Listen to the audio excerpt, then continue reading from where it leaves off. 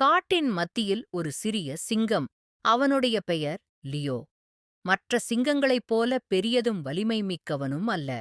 ஆனால் அவன் பூ போல மனசுடையவன். ஒரு நாள் காட்டில் விளையாட்டுப் போட்டிகள் ஆரம்பிக்க உள்ளது. அனைத்து மிருகங்களும் ஆர்வமோடு தயாராகின்றன. லியோ மட்டும் சோகமாயிருந்தான். நான் எப்படி வெல்வேன் என்ற எண்ணம்தான். அப்போது அங்கு வந்த மல்லி என்ற புத்திசாலி ஆமை சொன்னாள், முயற்சி செய்யாம இருக்கிறதுதான் உண்மையான தோல்வி. நீ முயற்சி செய்தாலே நீ வெற்றிக்கு அருகில் இருக்கிறனுதான் அர்த்தம் என்றாள்.